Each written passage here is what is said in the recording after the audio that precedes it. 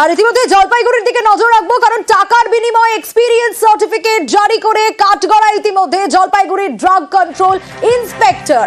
আর সেই জায়গায় ড্রাগ কন্ট্রোলের এই ভুয়ো সার্টিফিকেটের অভিযোগ, ওষুধের দোকান কর্মীর সার্টিফিকেটে জালিয়াতি, টাকার বিনিময়ে এক্সপিরিয়েন্স সার্টিফিকেট জারি, তাই কাঠগড়ায় জলপাইগুড়ির ড্রাগ কন্ট্রোল ইন্সপেক্টর। আরো ডিটেল এ বিষয়ে জানাতে পারবে শান্তনু রয়েছে আমার সঙ্গে। শান্তনু, জালিয়াতির তদন্তের আশ্বাস কি পাওয়া গেল? ইতিমধ্যে কিন্তু তদন্তের ঘোষণা হয়েছে যে অভিযুক্ত যে ইন্সপেক্টর রয়েছেন, ড্রাগ কন্ট্রোল ইন্সপেক্টর, তার বিরুদ্ধে তদন্ত করা হবে বলে দপ্তরের আধিকারিকরা জানিয়েছেন। পাশাপাশি এর বিরুদ্ধে কিন্তু এর আগেও অভিযোগ উঠেছিল যে এর আগে যে এক্সপিরিয়েন্স সার্টিফিকেট, মূলত অত্যন্ত গুরুত্বপূর্ণ, যে ওষুধ দোকানের কর্মচারী তিনি কতটা ওষুধ সম্পর্কে ওয়াকিবহাল, তিনি কতদিন কাজ করেছেন, সব সম্পর্কিত একটি সার্টিফিকেট তৈরি করা হয়। সেই এক্সপিরিয়েন্স সার্টিফিকেট ক্ষেত্রে দেওয়ার ক্ষেত্রে কিন্তু শান্তনু, যে ছবিটা আমরা দেখছি একের পর এক পোস্টার পড়েছে। দেখো, এর আগেও কিন্তু পোস্টার পড়েছিল, কিন্তু বিষয়টি কিন্তু সেইভাবে সামনে আসেনি, পোস্টার ছিঁড়ে ফেলা হয়েছিল। কিন্তু আজকের যে ঘটনা, গতকাল রাতেই কিন্তু এই পোস্টার লাগিয়ে দেওয়া হয়েছে জলপাইগুড়ি যে ড্রাগ কন্ট্রোল অফিস রয়েছে তার চত্বরে, এবং অফিসের ভেতরে বাইরে সর্বত্র কিন্তু এই পোস্টার ছড়িয়ে দেওয়া হয়েছে। এবং অভিযুক্ত সেই কিন্তু এই পোস্টার কারা ফেললো? ভেতরে বাইরে অফিসের চারিদিকে এত পোস্টার।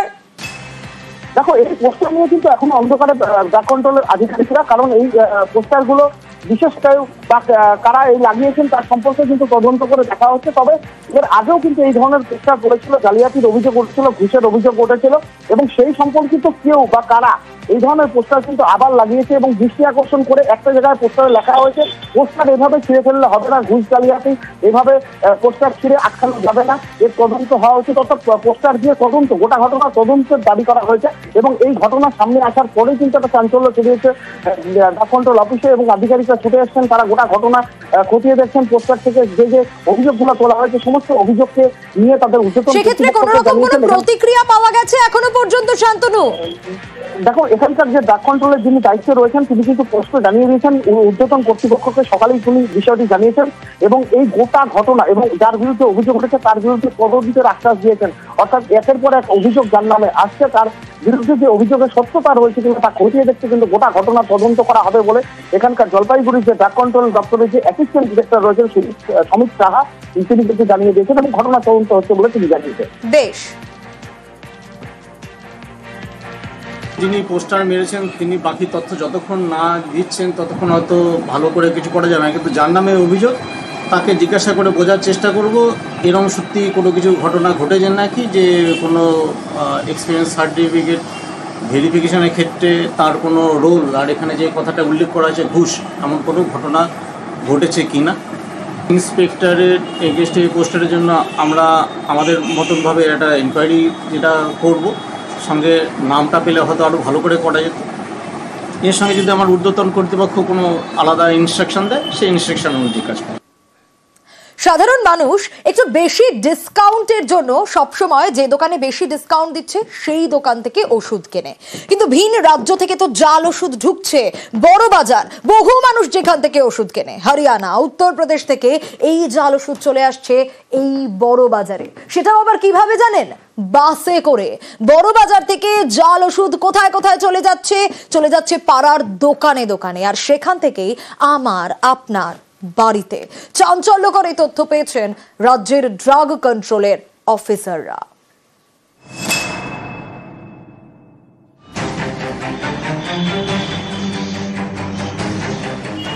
কখনো হাওড়ার আমতা থেকে বিপুল জাল ওষুধ উদ্ধার হয়, গ্রেপ্তার সংস্থার মালিক।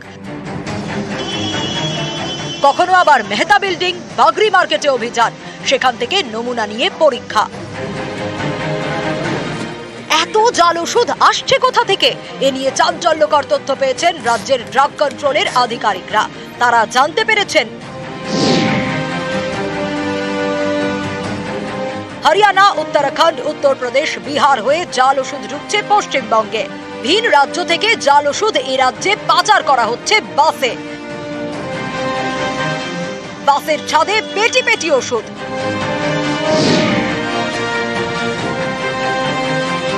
কোনোটা নামছে সাঁতরাগাছি, কোনোটা হাওড়া, কোনোটা বাবুঘাটে অথবা মহাজাতি সদনের কাছে পদ্মপুকুরে।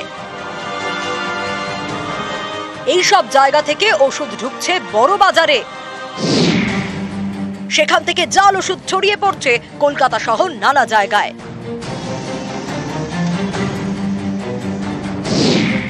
তদন্তে নেমে পুদুচেরিতে জাল ওষুধ কারখানার হদিশ পেয়েছে রাজ্যের ড্রাগ কন্ট্রোলের আধিকারিকরা।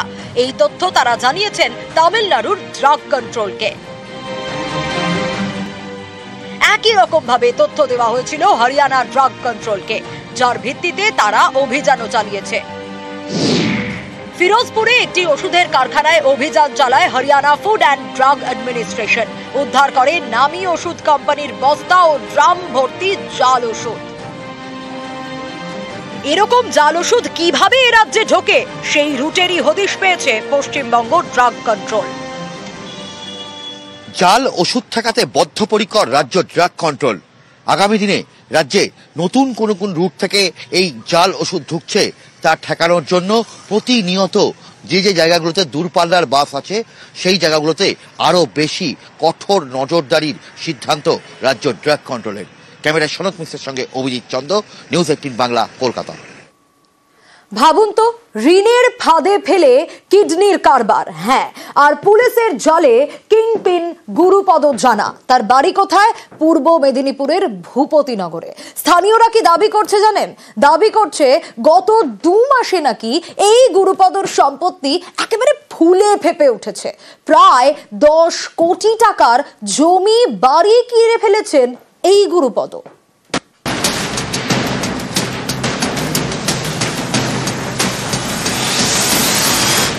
কোথাও বাড়ি,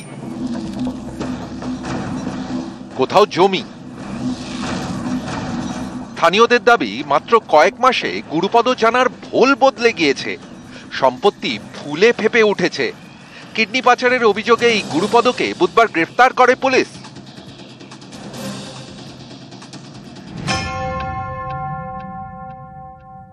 রাতারাতি খুব বড় লোক হয়ে যাচ্ছিল। রিসেন্ট যেটা শুনেছিলাম প্রায় 1-1.5 কোটি টাকা দিয়ে একটা জায়গা কিনেছে। তারপরে অন্যান্য বিভিন্ন জায়গাও কিনছিল পরপর। তো আমাদের একটা সাধারণ মানুষ হিসেবে একটা সন্দেহ হওয়া উচিত বা হচ্ছিল যে এতগুলো জায়গা কিছু করে না, এত কোটি কোটি টাকা কোথা থেকে আসছে। পূর্ব মেদিনীপুরের ভূপতিনগর থানা, এখানকার মানিকজোড় গ্রামের বাসিন্দা গুরুপদ জানা। বাড়িতে স্ত্রী, 2 সন্তান আর মা। কি করছে না করছে বাবা, আমি কি সামনে চোখে কি দেখছি? ও তো কিডনি পাচার চক্রে নাকি অ্যারেস্ট হয়েছে। এবার ওই দোষ করে, তাহলে কি অ্যারেস্ট করা উচিত? কি করবো বাবা? পুলিশের সন্দেহ গুরুপদ জানাই কিডনি পাচার চক্রের কিংপিন।